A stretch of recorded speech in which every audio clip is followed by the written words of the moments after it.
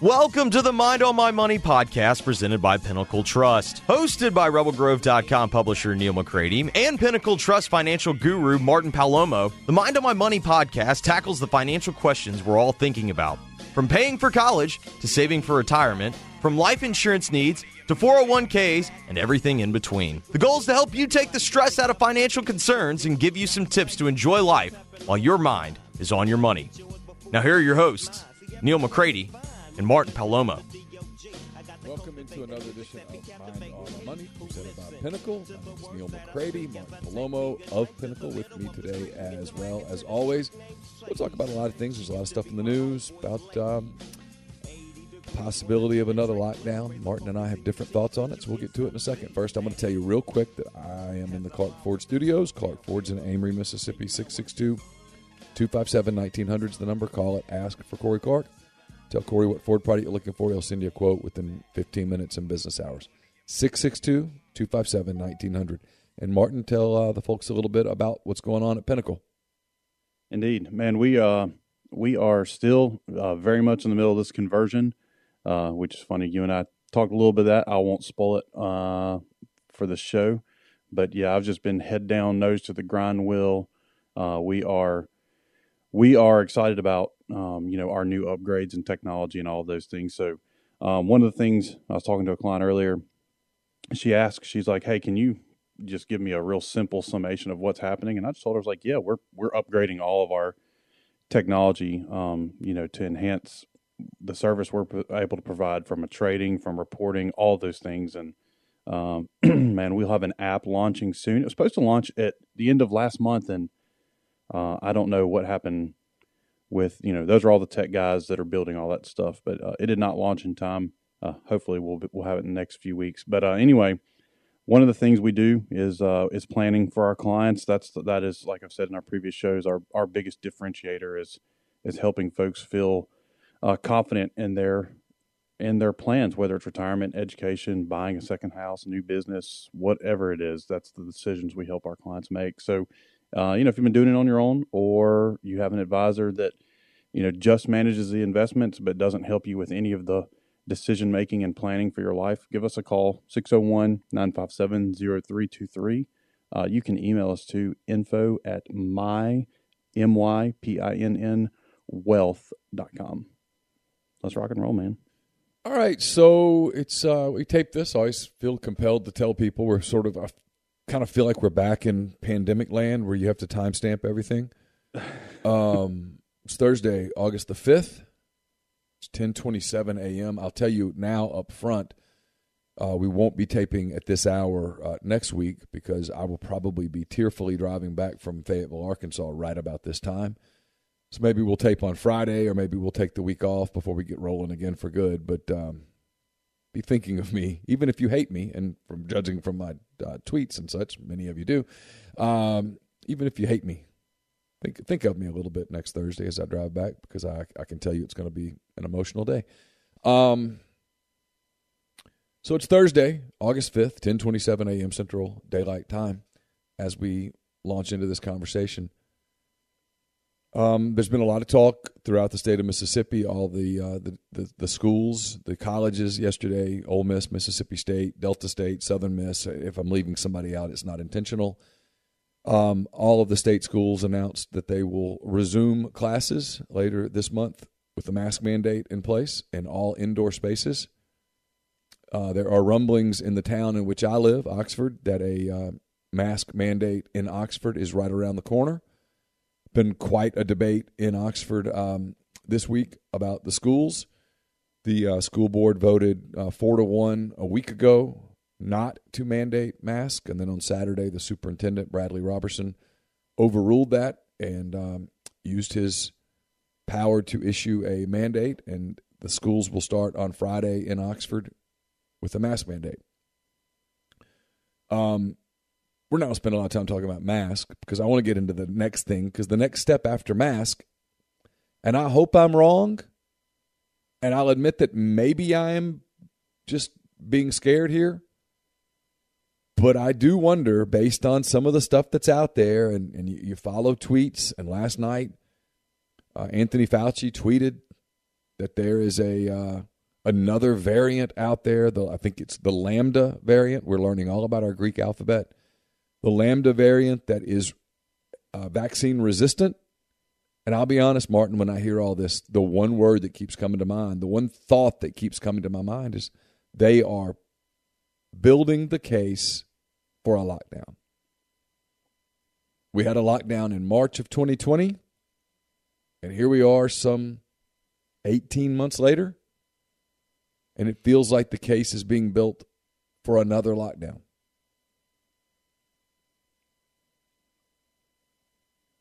Man, well,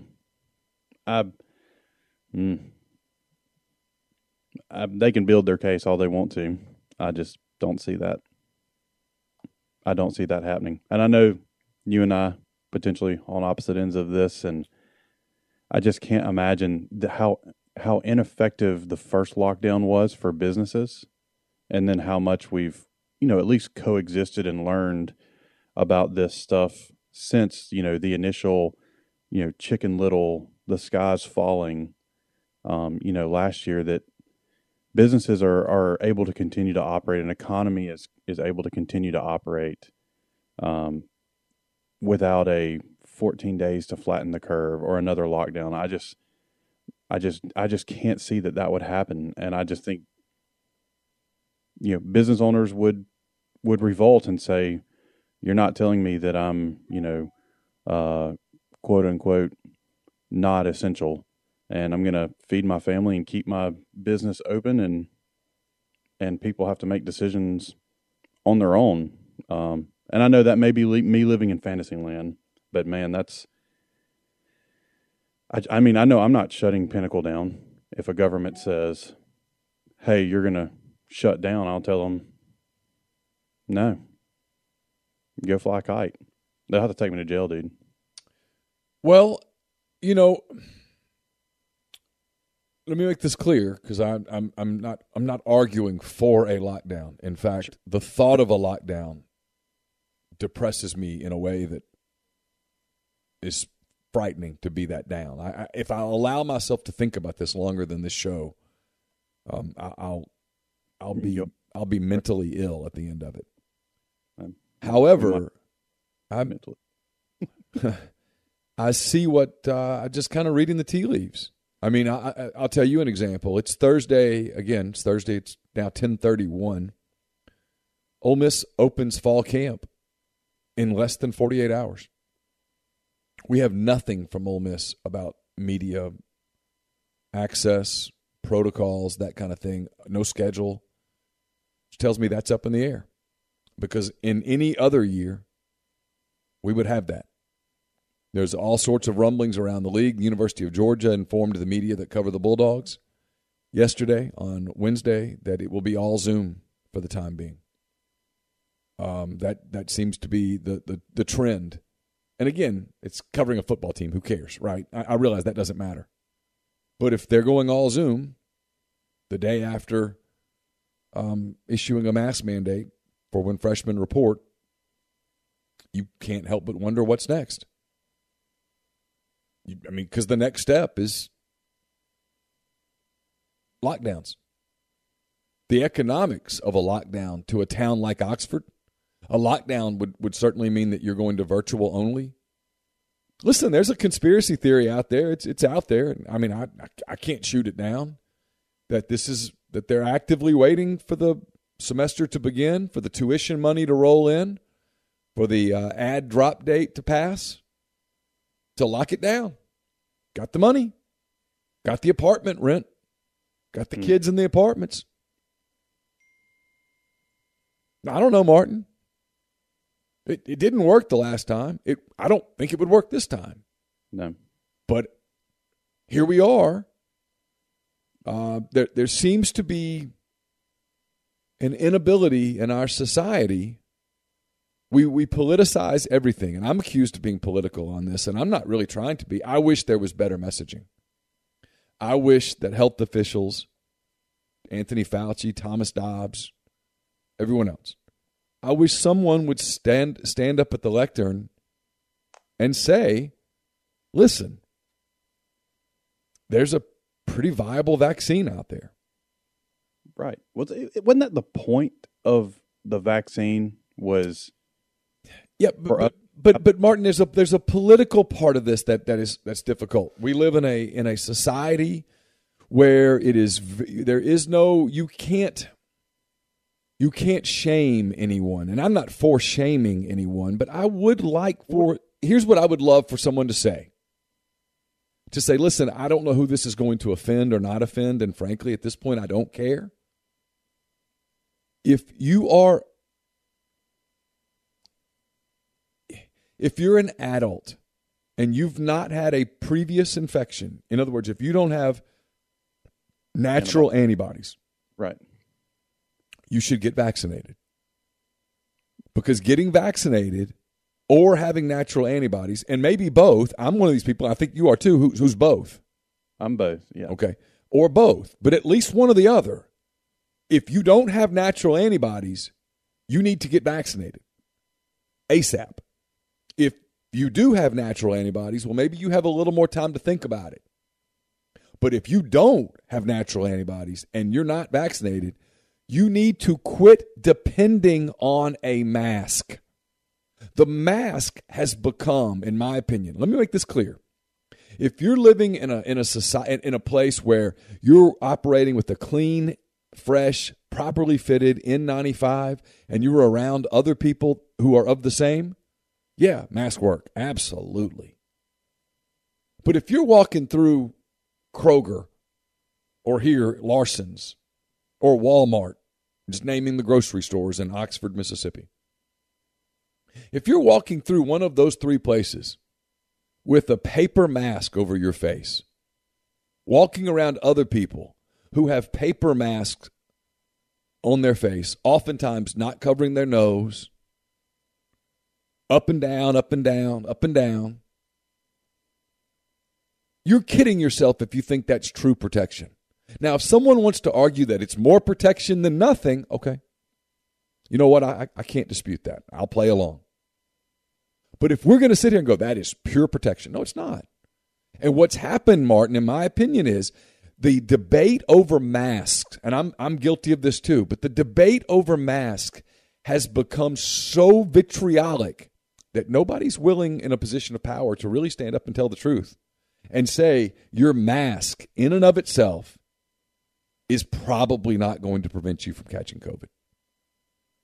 The only thing that's really going to protect you if you get COVID is a vaccine. And the mask in and of itself is not going to stop you from getting COVID. It's just not. So if you're out there and you're in a position where you're out among people, even if you're wearing religiously a cloth mask over your nose and mouth, everybody else isn't.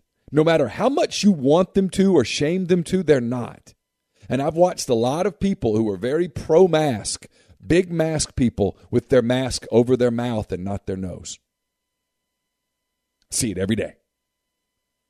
So the only real way that you can get through to these people and say, hey, look, if you really are interested in protecting yourself from COVID, you need to get vaccinated. And sometimes I wish that Dobbs would, because when he just gets on the vaccine thing, I think he's a fairly effective communicator. But the mask thing is a distraction to people. There are people out there who are vaccine hesitant. They're scared of the vaccine. They don't trust the vaccine, and yet they do trust masks. And when the country and the state and everyone tells, this is my opinion, tell me if I'm wrong, when they tell them mask, mask, mask, mask, mask, it sort of enforces this idea in their mind of the mask will protect me. And the mask doesn't protect you, not exclusively. The only thing that really protects you scientifically from getting bad, sick, and dying is the vaccine. Yeah. Or natural antibodies. Or both. The Mississippi numbers look like they support that. At least the ones that were released by the Department of Health earlier this week, which was, like the 2,400-ish deaths. There were 37 that were vaccinated. So that's 1.5%, a little less than 1.5% of the deaths were people who were vaccinated. And then if you read through the notes, it's 100% of those 37 were, that were vaccinated were, unfortunately, the ones that we saw at the very beginning of this, over the age of 65, comorbidities. Now, I realize there are a lot of, young folks that are getting this, young folks that are getting contracted, most of them, not vaccinated. And then there's the occasional, the exceptions to the outliers where, there have been the really crazy stories of, young folks with no health issues, quote unquote, no health issues that have gotten and dying from it. But, and that'll be what people focus on. And look, man, I'm definitely one of those people that are, hey, I want you to be able to choose whether you wear a mask, whether you don't wear a mask, whether you get a vaccine, whether you don't get a vaccine. That's your choice. That's the beauty of the country. But I agree with you in that it seems like the best protector or the best fighter for this thing, for us to be able to have some type of normalcy, is getting the vaccine. And look, I mean, I have people in my family that are vaccine resistant, and I get it. I wish they weren't. But they are. I can't change that. And my crew's been, Jen and I are vaccinated, and I know she was a little vaccine resistant initially. But dude, even, my oldest daughter, she asked for it. She asked to be, could she get vaccinated so she didn't have to worry as much about this stuff. And, and I was for it. And, but that, again, that was her choice. Of course, I had to be there to sign off on it, but that was her decision. I did not force my kids to, to do something, even though as their parent, in all likelihood, I don't know, forcing a 14 and a 17-year-old kid that's our 15 and 17-year-old kid is not. Yeah, I mean, I'll be honest. My 20-year-old has been debating it with friends. She goes back and forth. I think she one day leans towards getting vaccinated. The next day she gets hesitant. All of the mask language, I think, is confusing. This latest thing about the Lambda variant is frustrating. And they tell you, well, it's vaccine hesitant. Well, then why am I getting vaccinated? That's what people think. Then why am I getting vaccinated? So, I think she will. My 18-year-old is very hesitant right now, but she absolutely has antibodies. She had COVID. She's recovered. And for my oldest, is the same way. He's not interested in the vaccine. He's had antibodies, but and he's an athlete. He's a healthy kid. So those are I also understand that too. It's like, hey man, you got to make a decision for yourself. And did we ever, sorry, ADD, but this is my head. Did we ever find out about Christian Eriksen, remember the soccer player? Yeah, no, that's not come out. It's another one of those things that it won't, no one will release that. In that, to me, Martin, that type of stuff fuels conspiracies. And conspiracy theories are dangerous. Sure. They're not healthy. Yet anyone who has any background at all in public relations knows the following. In the presence of silence, rumors will fill the void. Yeah. Anyone who's ever been involved in crisis management knows that. You're much better off being transparently true, honest. I mean, let's just say that and again, I have no proof of this at all, nor am I accusing anyone of this. I'm glad that Christian Eriksen's going to be okay. Yeah, because he returned to Inter Milan, his club. It was this week. Yeah, it appears he's going to return to his soccer career, which is great. That's awesome. Yeah, but if he experienced some form of myocarditis, rather than hide it, we'd be better off saying yes, he did. And here's no idea. And I don't know that, but let's just say that he did. No, I'm saying, is that a heart? Yes, that's a heart situation. Heart inflammation. Basically, it's heart inflammation. So let's say he did, and let's say that you were able to loosely tie it to the vaccine. Wouldn't you be better off telling people, yep, it happened. We're going to learn from it. It's also exceedingly rare. How rare? And point it out. That way you don't look like you're covering it up. Yeah, and maybe even name the one the one he had. If it was, I'm just going to throw things out there. If it was Johnson and Johnson versus Moderna, or if it was Moderna or Pfizer versus the other, just so that you can arm people with information to also make decisions. And and maybe it wasn't. And if it wasn't, they need to come out and say that very clearly. And I do think Christian Eriksen, being a well-known footballer overseas, yep, I do think he owes a certain degree of debt. I do. He has a right to his privacy, but I think he knows people are hanging on what happened, and I think he owes it to them. There are people that know, obviously, the people that employ him, the people that are going to clear him to play soccer at the very highest level. Those people obviously know what happened. So whatever happened is a fact. So it either was or was not myocarditis or something along those lines, and it either was or was not related to the virus, and we would be better off telling people what it was. I agree with that. And that gets me back into my whole transparency thing. When they say, oh boy, the hospitals are spiking, okay, that's scary. What is it spiking with? Is it older people? And they give us the percent of vaccinated versus unvaccinated. Of the unvaccinated, how many have natural immunity? That would help to know. How many have comorbidities? What are those comorbidities? How old are they? What is it precisely that we're looking at? And then include how many of these people say that they were zealously masking. How many weren't? Where you can start putting some numbers together to inform the populace so that more people will come to the conclusion of, you know what, I probably need to go get vaccinated. Because that's the goal, right? I mean, I get accused of being anti-vax. I'm vaccinated. My wife is vaccinated. And I frankly think everyone should go get vaccinated. Yeah. How is that anti-vax? But I am for a level of transparency that today does not exist. And it leads to these conspiracy theories, and it leads to people being fearful to what we originally started. People are now fearful of another lockdown. Yep. It can't happen. And I think we can play devil's advocate for both about what would be the impact on the economy, or what would be and we can just pull numbers out of our rears for likelihood, because again, both of us would be guesstimating, about what we think the chances are. And you may have a more hard number on what you think the chances are of lockdown than not.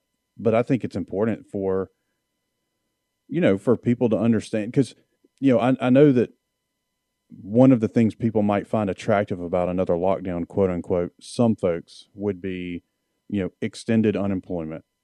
And then for businesses, maybe, an extension of, or another round of the PPP. But that all comes at very steep costs. And I don't know if you can get everybody on board for another lockdown. I think you can't, but you might. No, I think there would be unrest in the streets. I think people would protest. I think you would see people potentially from all spectrums politically get out and protest. I think people would lose their minds. I think there would be, because the last lockdown was 14 days, or was it 14 or 15 days to stop the spread? And I mean, here we are 19 months later. I mean, it's you. Yeah, and movie theaters just reopened. I just, a lot of businesses simply can't close again. Yeah, they'll go under. And I mean, and that's what so can we go down that rabbit trail? I know we got 12 minutes. Go ahead. But so I'm going to make a case for, since I'm the naysayer, right, I'm going to try to make the case for how a lockdown could happen from a business standpoint. I'm not going to talk about individuals and unemployment. I'm not going to talk about that. I'm going to talk about businesses, and because I mean, those are the things that impact our paychecks, and then also our investment portfolios as well. So when they shot the T-shirts out of the cannons for the first round of PPP, it was a free for all. It was like everybody come on and get your free money, right? There were almost no restrictions of types of businesses. I mean, it was, if you had an impact at all, you were eligible. And there were businesses that got PPP that had other means of raising capital, whether, especially the larger businesses.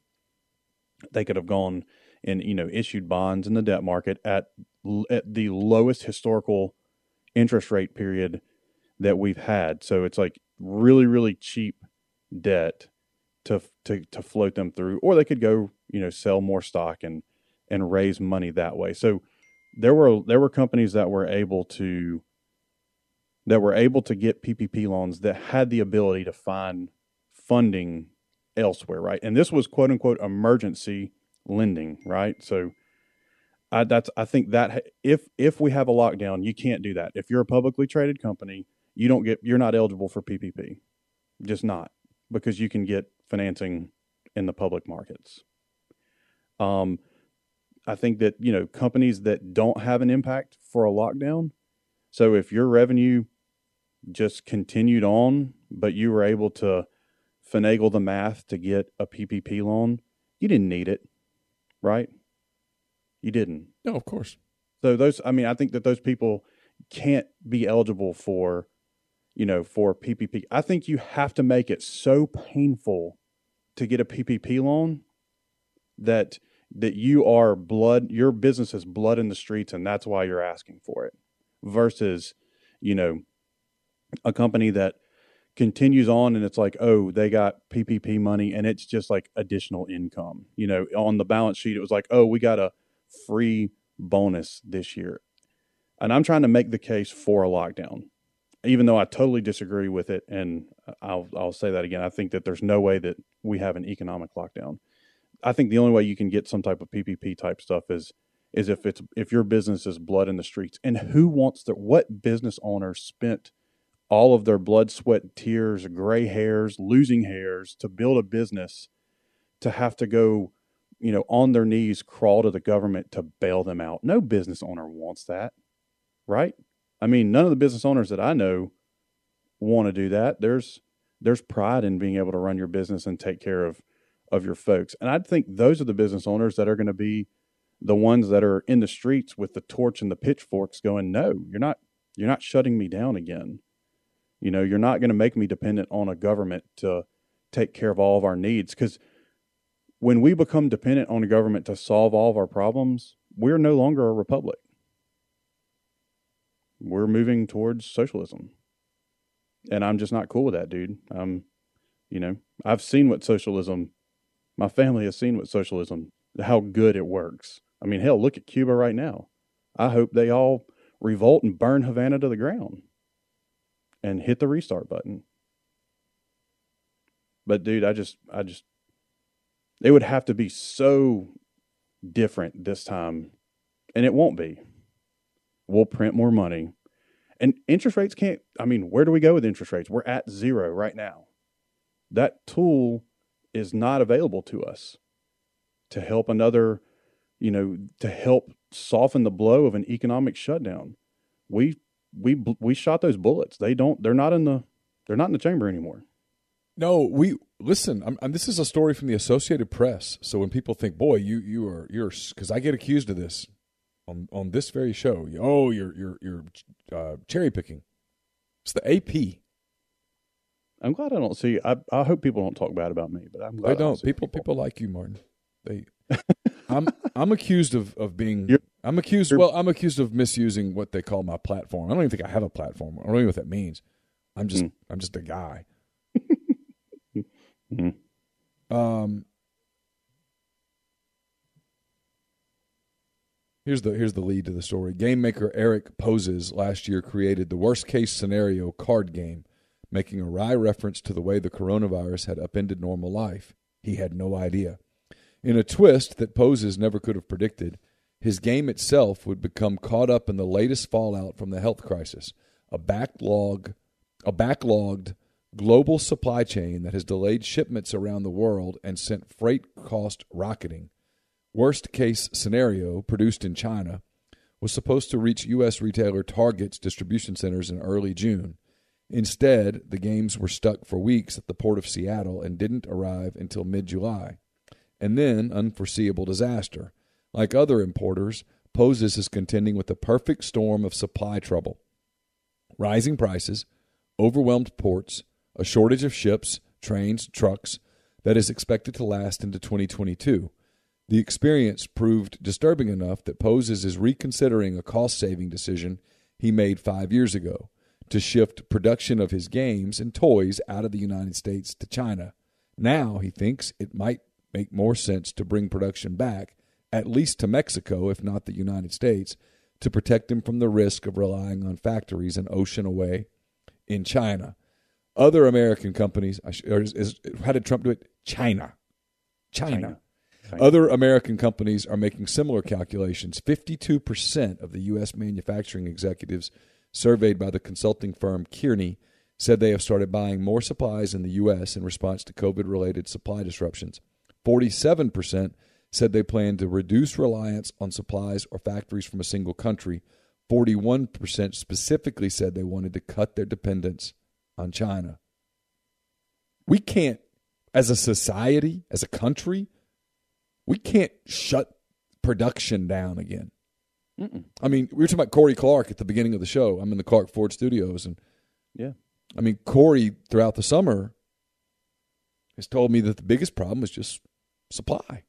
Yeah. Well, dude, I saw a picture on, it was either an CNBC or Wall Street Journal. I can't remember which one it was. It was a picture as like a drone in Kentucky where they manufacture all the F-150s. I was like, and I think it said like 50,000 trucks are made. They have been manufactured, and they're just sitting they're sitting in parking lot at the manufacturing facility, the plant. There's no one to get them there. There's no one to get them to where they need to be. Well, they're waiting on a chip. Yeah. Just to get the chip in the truck and then to, ship them off. And yeah, dude, we got a supply chain issue. And shutting down, having another 15-day lockdown? No. Nope. And it's why, but I can't help but wonder. So this is where the conspiracy theories kick in, right? As we finish up the show, it's the problem with the lack of transparency. When you don't stand in front of, like Jen Psaki should stand in front of the press corps today and say, I know there are rumors and rumblings of an imminent lockdown. There will be no lockdown. We are not locking down. That is not an option. It will not become an option. No matter how bad this gets, we are not locking down. We can't lock down. The only way, this is where she could say it, she could do it right there on her bully pulpit. That bully pulpit's the largest bully pulpit in the world. She could say, you need to get vaccinated. Boom. Everyone needs to get vaccinated. The mask, and then she could pull the mask out, but instead they've got the press corps all masked up, even though all of those people in that room are vaccinated. Every one of them is vaccinated. Right. They do the theater of the mask, and that is confusing to people who aren't necessarily as sophisticated as them. Notice I didn't say not smart. I didn't accuse anybody of being dumb. I'm saying sophisticated. And they look at it, and they go, well, they're all wearing masks. As long as I wear a mask, I'm okay. And I'm telling you, those are some of the people who go out and they get COVID. Yep. And a lot of those people are older, have comorbidities. I mean, I was at the beach a couple of weeks ago, Martin. There's a lot of fat people. I mean, I'm not trying to be mean. One of them out there. There's just a lot of fat people. And so it's time to be honest with people before we allow ourselves to do this again. Like the hypocrisy, and I said this the other day, I know we got to go. The hypocrisy of, well, we're going to put in a mask mandate in universities. All indoor mask. Okay. Yet those same exact people are going to go to parties on the square. They're not going to be wearing masks at Funkies or Rafters. They're not going to be wearing masks in the Grove. assuming the Grove is open, another rumor. And they're not going to be wearing masks in Vaught Hemingway Stadium.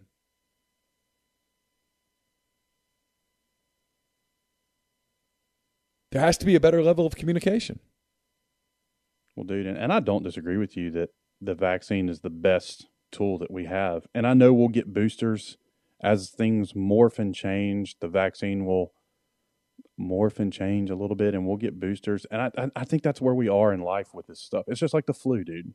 I mean, and Alan Jones was on here a year ago saying, you know, I think that we are going to have to coexist with this thing. It's going to be like the flu. It's going to mutate, and we'll have to update the vaccine or update a booster, and people will get their flu shot and their COVID shots at the same time, you know, and there are people that don't get the flu shot. I get that.